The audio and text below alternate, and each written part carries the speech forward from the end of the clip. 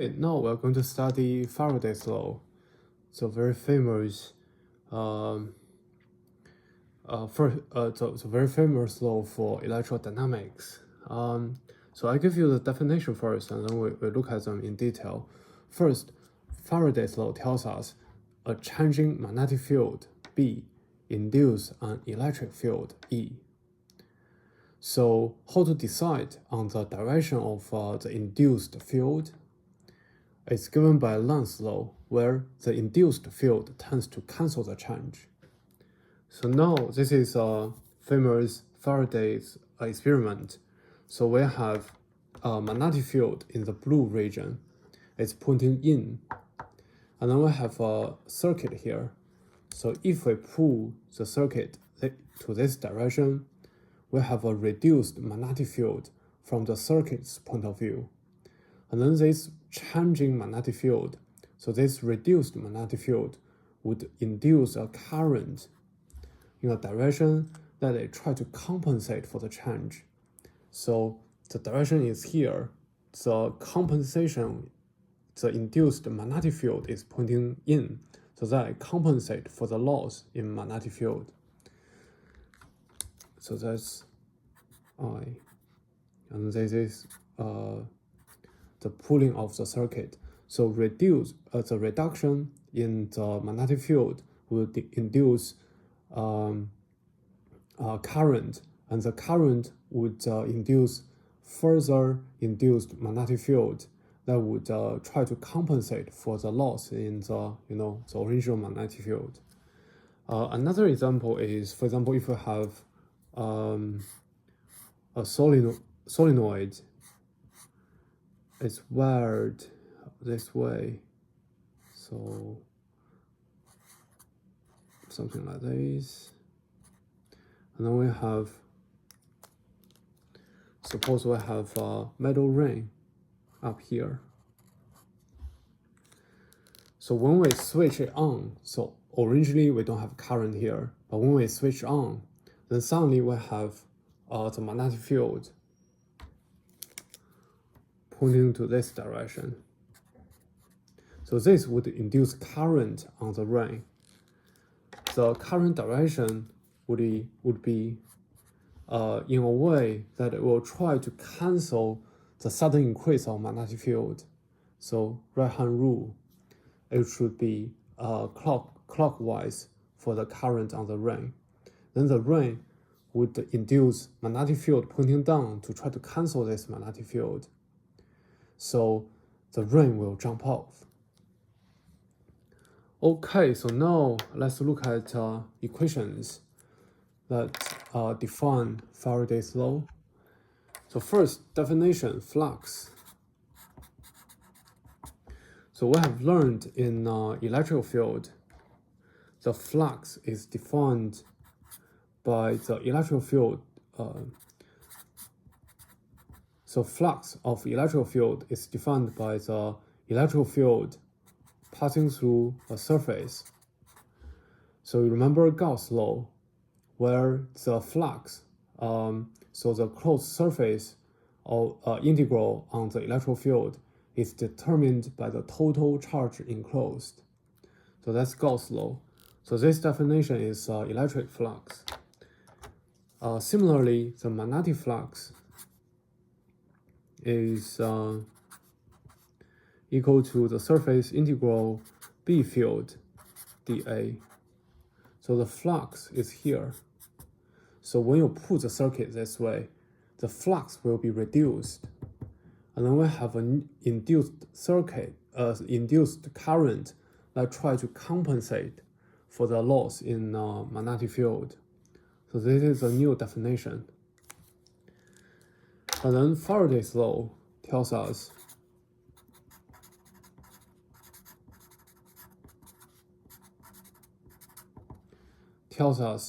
that the flux, the change in flux,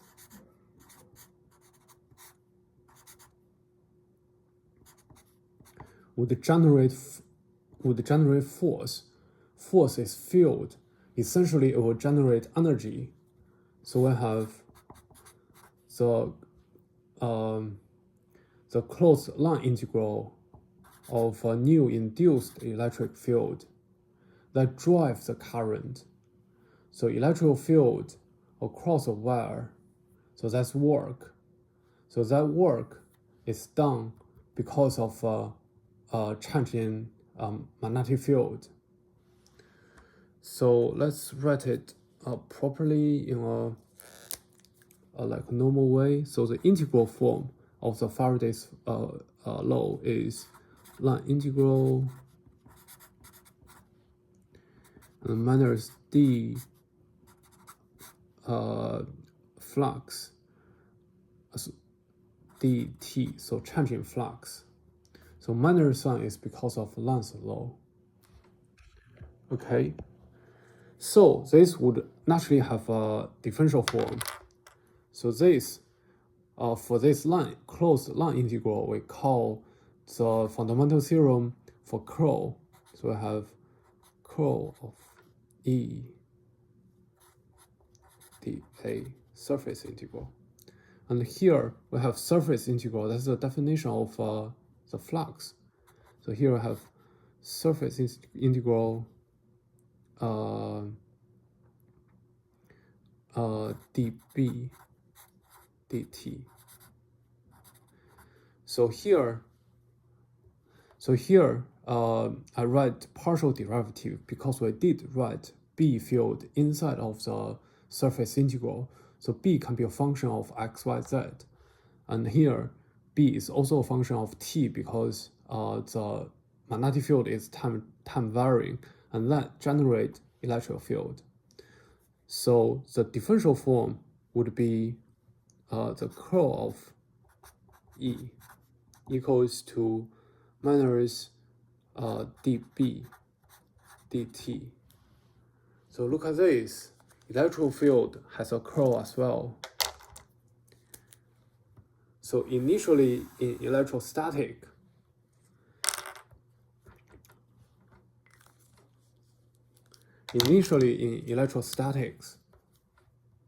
we have the divergence of E equals to the charge density divided by epsilon 0, but curl of E equals to 0. Now we have a new induced electric field. So you can think about this like an extra field.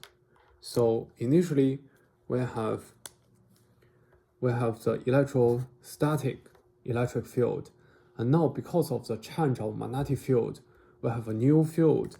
If we think about this like a G field, and then the total thing is a new E field.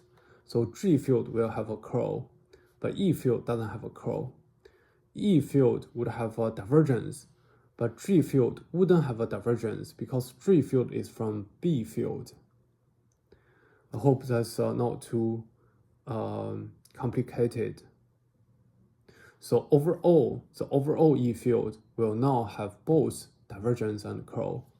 So now E field divergence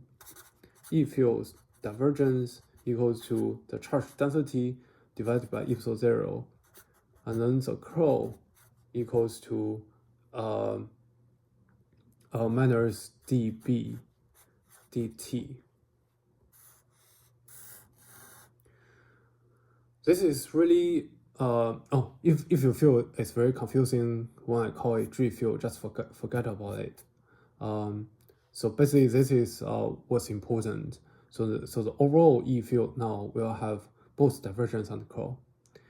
And the curl, initially electrostatic doesn't have a curl. So the curl is induced by the change in magnetic field.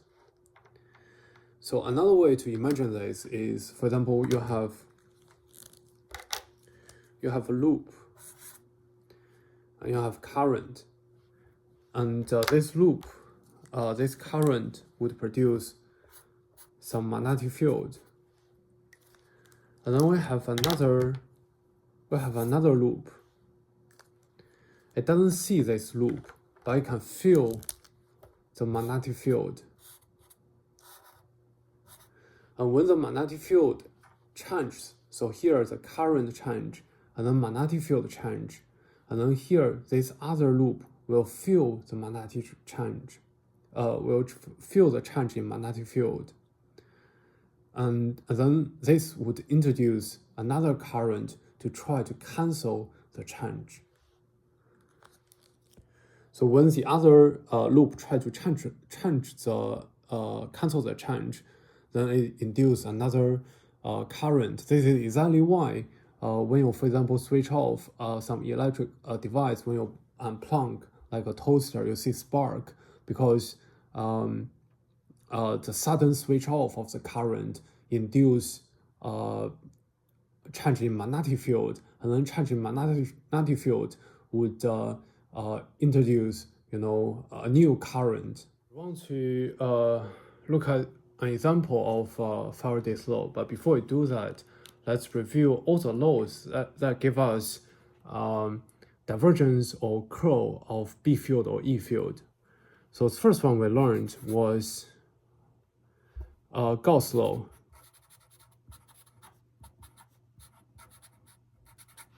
In electrostatics,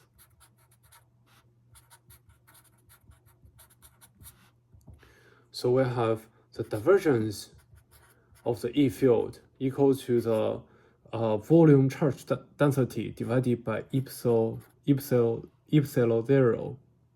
And this has an integral form, which is the flux surface EdA. This is equal to the total charge enclosed divided by epsilon 0.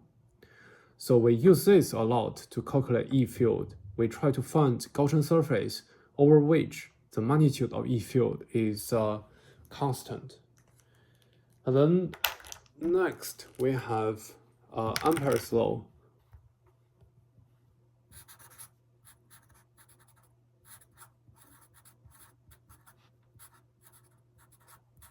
In magnetostatics,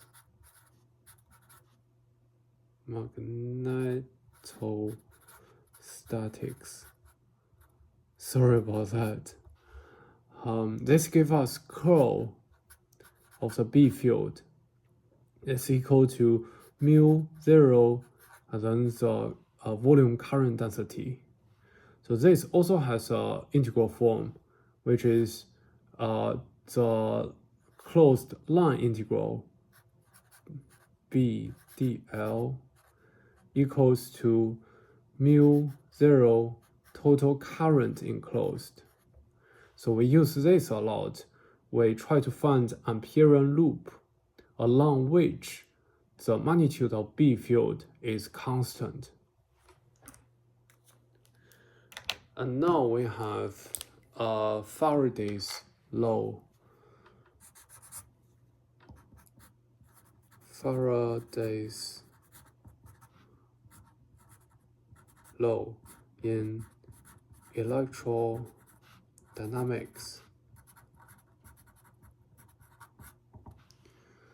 So this gives us curl of E, which equal to the change in B field, so dB dt.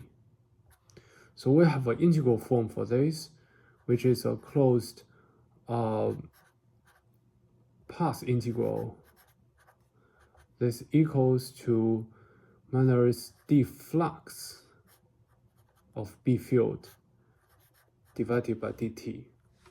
Okay?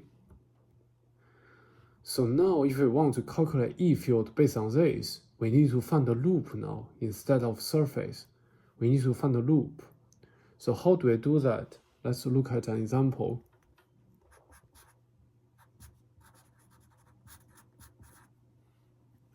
Example of varying current.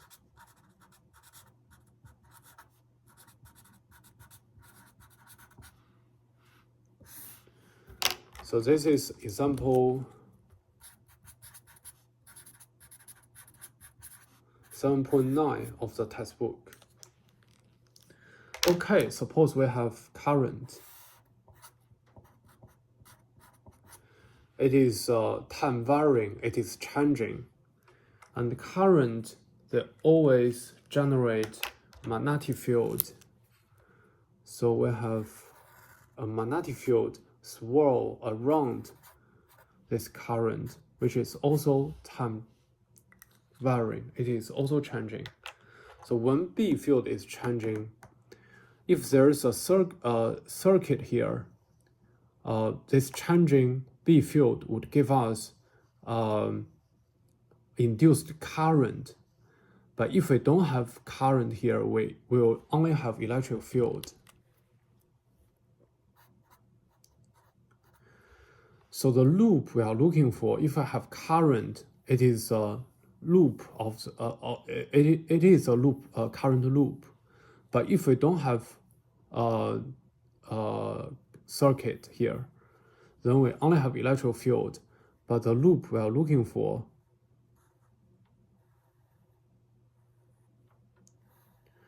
should be perpendicular to the B field, and the current, the original current, is perpendicular to B field. So basically, we have if we have current, the direction should be like this. So this should compensate for the change. So give us magnetic field in this direction, and so the current is this way. This original magnetic field is this direction. So all of them have the aligned direction. So if I have a wire here, it should flow this way. And if this is increasing, then the induced magnetic field should be decreasing. So increasing or decreasing, they are all with respect to t, but the direction should be aligned. So now we can calculate so first up, let's calculate the B field first. So first we call Ampere's law.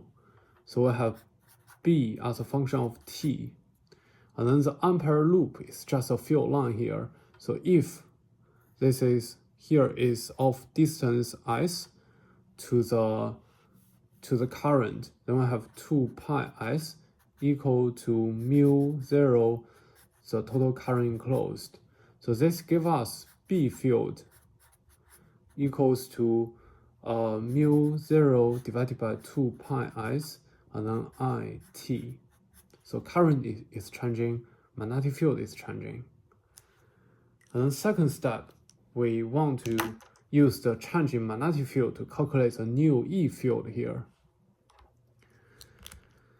So we have this loop. So we call Faraday's law here. So the closed loop E field.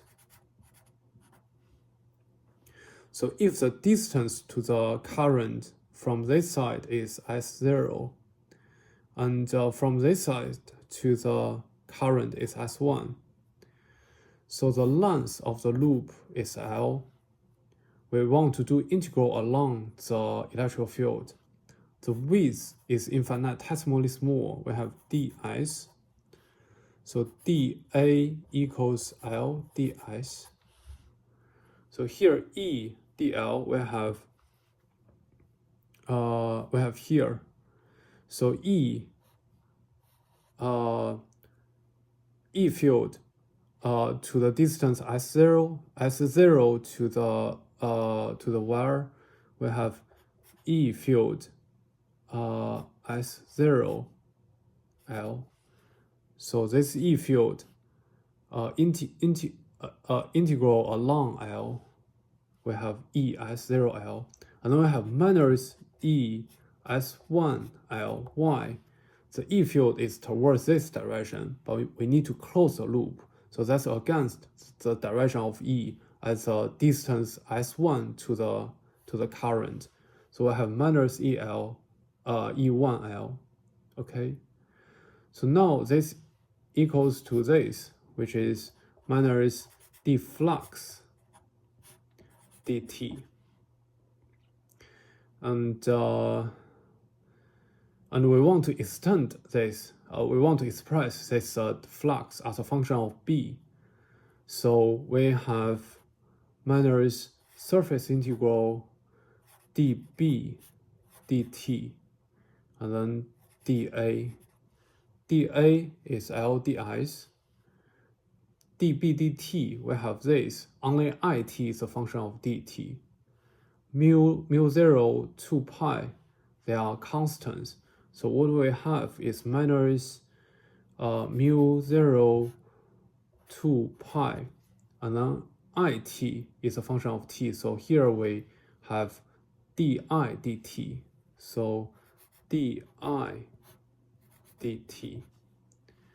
So dA equals to Ls. So we can move L outside here. And then we have S integral from S0 to S1, and then 1 over S ds. This is very easy to solve. It's only log function. So we have minus mu 0 L 2 pi di dt, and then log S 1 minus log S0. So if you move it inside, we have log S0 minus log Si. So here, this side equals to this side. If we delete L, we can see we have E S0 minus E S1, and then we move negative inside, we have log S0 minus log S1. So we can conclude that the E field equals to mu 0 over 2 pi, and then di dt, and then log S. So E is a function of S. So E field at a location that is of distance S to the current. So here, log S. And we might have a constant that didn't show here because of the minus sign. That is not a function of S. So this is an expression for E field. This is very curious because, for example, if I have really far away location, the E field will blow up. It will go infinite, but we cannot allow that. So what happens in real world is that this expression is only valid when the distance here is smaller than c tau. Tau is the response time. It can be also oscillation period. So this is a period of time over which it is changed a significant amount. So after it change a significant amount, it will become steady, and this would become steady, and then we don't have this anymore. So this is speed of light also, because news, the news of the electric field, it cannot travel faster than speed of light.